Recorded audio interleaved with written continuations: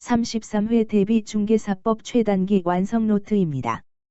본 노트는 중개사 법령, 중개사법 시행령, 중개사법 시행규칙에 나오는 내용을 빠짐없이 출제 유형에 맞춰서 정리하였습니다.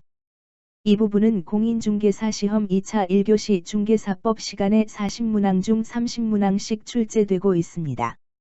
나머지 10문제는 거래신고 등에 관한 법률에서 약 6문제, 그리고 나머지 4문제는 민사특별법인 주임법, 상임법, 실명법, 장례법, 가등기담보법, 집합건물법 등에서 출제됩니다. 따라서 거래신고법과 민사특별법은 별도의 동영상에서 다루도록 하겠습니다. 거래신고법과 민사특별법은 1차 1교시 민법 시간에도 6문제 이상 출제됩니다. 시작하겠습니다.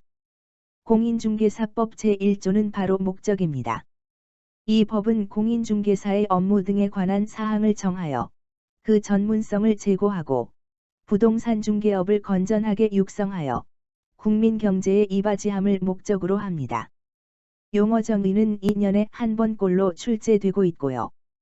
중개란 중개 대상물의 매매, 교환, 임대차, 그 밖의 권리를 알선하는 것입니다. 참고로 중개의 3요소는 중개행위자, 중개의뢰인, 중개대상물이 되겠습니다. 이는 중개가 성립하기 위해 필요한 요소인 중개인의 알선이 있을 것, 중개 당사자가 존재할 것, 중개 대상물이 존재할 것입니다. 중개업이란 다른 사람의 의뢰에 의하여 일정한 보수를 받고 중개를 업으로 행하는 것을 말합니다.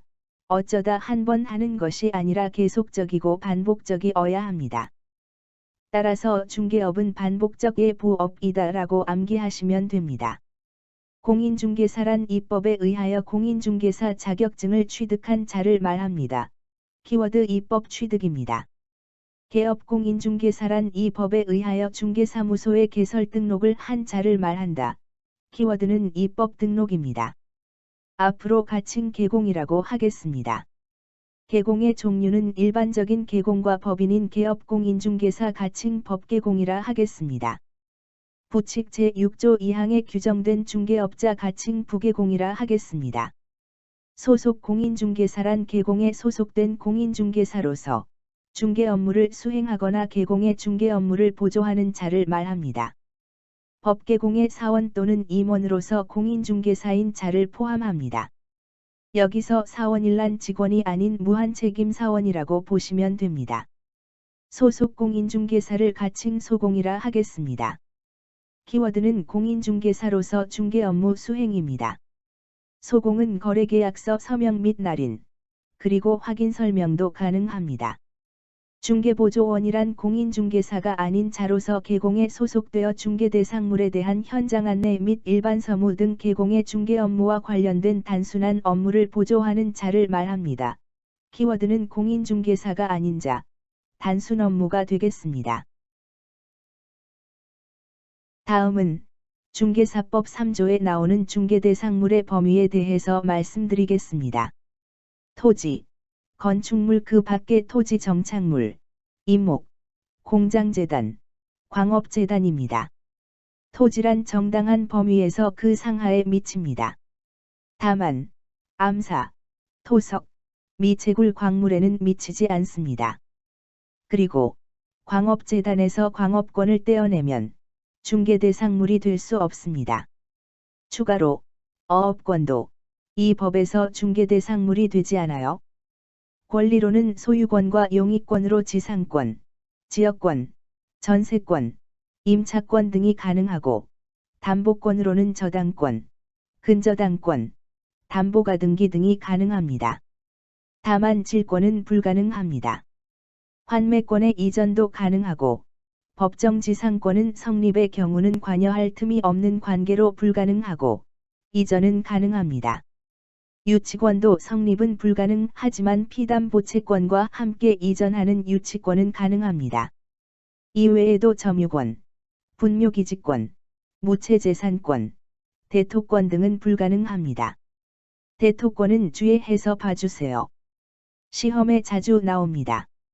대토권 불가능입니다.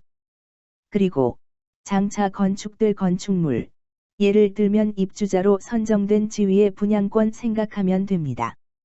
가능합니다. 무허가 건축물 가능합니다. 미등기 건축물 가능합니다. 명인 방법을 갖춘 수목의 집단도 역시 가능합니다. 명인 방법을 갖춘 수목의 집단이란 아마 나무에 명찰이 붙은 것들 보셨을 건데요. 그 명찰에 주인이 누구다라는 것을 명시한 것을 말합니다. 이런 명인 방법을 갖춘 수목의 집단은 중개 대상물이 가능합니다. 다만 국유재산, 예를 들면 무주부동산도 국유재산이 되겠죠. 공도, 공원, 하천, 바다 이런 것들은 모두 불가능합니다. 바다로 잠긴 토지인 포락지 역시 불가능합니다.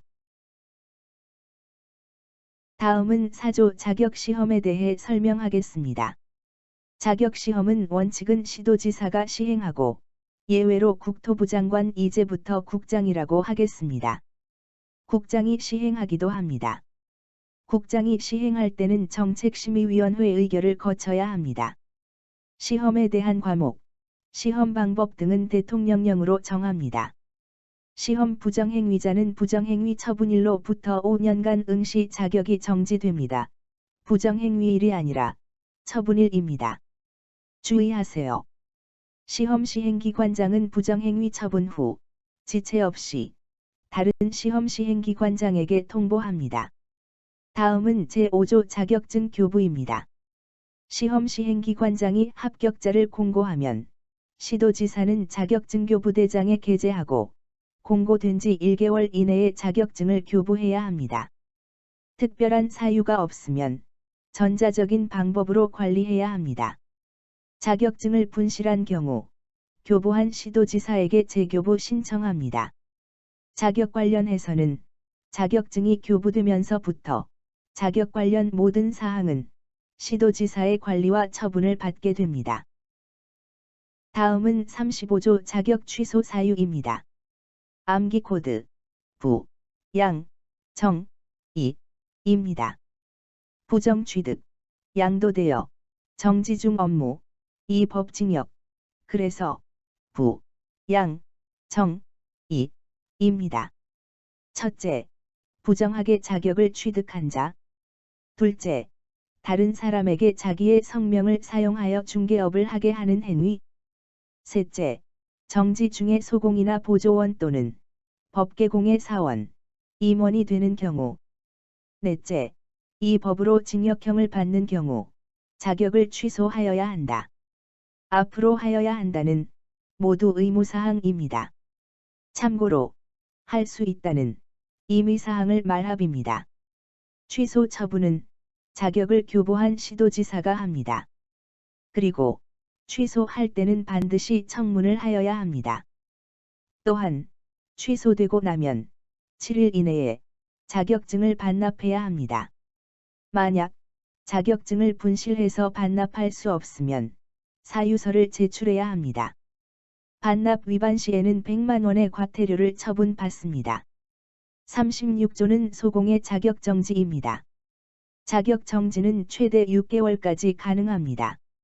이중 소속, 인장 등록 위반, 확인 설명서에 서명 및 날인을 안 하거나, 성실 정확하게 설명을 안 하거나, 근거 자료를 제시하지 않은 경우입니다. 거래계약서에 서명 및 날인 안 하거나, 다운계약서, 이중계약서를 작성한 경우는 33조 1항의 개공의 금지 행위에 해당됩니다. 등록관청은 위반 사실 발견 시 지체 없이 시도지사에게 통보해야 합니다.